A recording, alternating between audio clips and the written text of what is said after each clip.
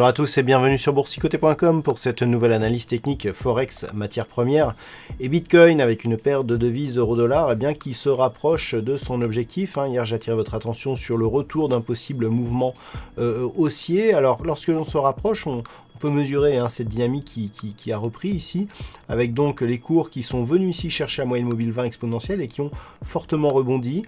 Donc il n'y a pas de nouveau plus haut significatif, mais on se rapproche ici du point haut des 1.1179. Je rappelle qu'en cas de cassure ici haussière de ce niveau, on retrouverait l'objectif des 1.12200.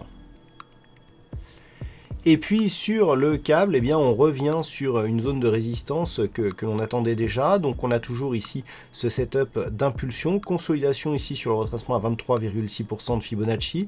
On revient ici sur la résistance majeure des 1.2960 sans toutefois parvenir à la franchir. Alors lorsque l'on se rapproche, on peut se rendre compte ici que la moyenne mobile 20 exponentielle ici agit vraiment comme zone de support. On a ici une dynamique qui est donc arrêtée ici par cette résistance. On a tenté un dépassement aujourd'hui, mais celui-ci n'a pas tenu. Alors, si cette zone venait à céder, c'est pour l'instant le scénario, je dirais, le plus probable. On irait ici, on aurait certainement un retour sur la zone des 1.3013. Et dans ce cas, je rappelle que les prochains objectifs sont assez éloignés, puisque le prochain objectif deviendrait ici la zone des 1.3340 sur la paire de devises, donc livre sterling contre dollar américain, qui était il y a quelques jours sur son niveau de support majeur des 1.20, c'est dire donc le rebond qui s'est opéré sur cette paire de devises depuis quelques jours. Donc on reste sur une dynamique haussière sur le câble. Et puis sur l'or, nous sommes toujours dans un range. Alors le range moyen terme, vous voyez, on peut le définir ici sur cette zone des 1515 dollars l'once. Cette zone donc qui est résistance depuis maintenant quelques temps. On est venu encore une fois buter sur cette zone-là.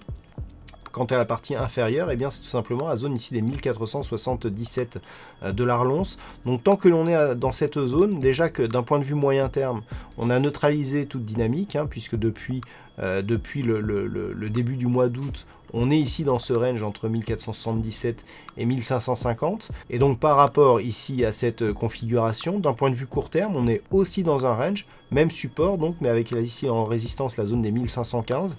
Donc pour l'instant, c'est neutre, même si d'un point de vue très court terme, on a eu une belle dynamique haussière aujourd'hui. On voit qu'on ne parvient pas malgré tout à dépasser ici cette zone des 1515. Donc ça reste neutre, tant sur le court que sur le moyen terme pour le métal jaune. Du côté du WTI, ça reste tout aussi incertain. Nous avions une petite dynamique haussière ici qui avait permis de casser cette zone ici des 54,80 dollars le baril. Alors cette zone, elle s'est développée. On est venu marquer ici un point haut au-delà des 56,50. Et puis on est redescendu. On avait une belle dynamique baissière ici avec des contacts sur la moyenne mobile 20 exponentielle, des attaques répétées de la bande de Bollinger inférieure. Et puis tout s'est retourné là en fin de journée.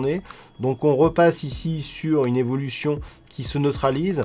D'un point de vue global, tant que l'on reste ici sous cette zone des 57 dollars le baril, on est sur un potentiel petit mouvement haussier, mais ce n'est vraiment que sur dépassement ici d'une zone que l'on pourrait définir à 58,60 que l'on reverrait vraiment des velléités haussières qui pourraient se déclencher.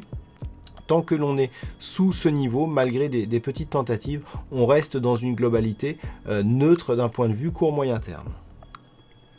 Et puis enfin sur le Bitcoin, malgré un début de semaine assez puissant, puisqu'on avait cassé ici donc la résistance oblique qui définissait la précédente tendance baissière. On avait donc inscrit un gap. Le gap haussier n'a toujours pas été comblé. On avait donc un joli gap de rupture et on s'attendait ici à un retournement de la dynamique. Alors, la cassure, elle est toujours effective, d'autant plus que la zone ici qui était résistance, elle a bien fait office de support. De toute la semaine, je n'ai pas touché ici ce niveau horizontal. Et ce que l'on peut constater, c'est qu'après ici, l'impulsion haussière qui a provoqué le gap, on est juste revenu ici s'appuyer sur cette zone horizontale. Et puis, on a même la moyenne mobile 20 exponentielle. C'est très net sur cette phase. On est vraiment venu s'appuyer ici sur cette ligne rouge qui agit comme pourrait agir un support. Et donc, par rapport à cette configuration, même si on n'a pas de relais, on reste dans une dynamique plutôt haussière, donc en rupture par rapport à la dynamique précédente qui était baissière. suite donc à la cassure de la résistance oblique et donc ce gap qui n'est toujours pas comblé, on a toujours une préférence haussière avec donc une possible poursuite des cours au-delà ici des 10 000 dollars donc pour un Bitcoin, mais le niveau d'invalidation, eh bien, ça serait cette rupture ici baissière des 8 935 dollars. Si on venait à casser la semaine prochaine, donc que ce soit sur un gap ou en séance, eh bien, ce niveau, l'impulsion ici qui a été marquée par ce gap haussier serait en partie invalidée, en tout cas énormément affaiblie, puisque ce n'est qu'en repassant sous la résistance oblique, eh bien, que l'on aurait un signal de fausse sortie ici par rapport à cette impulsion haussière. Donc pour l'instant, on garde une préférence plutôt haussière sur le Bitcoin tant que celui-ci évolue au-delà des 8 935 dollars.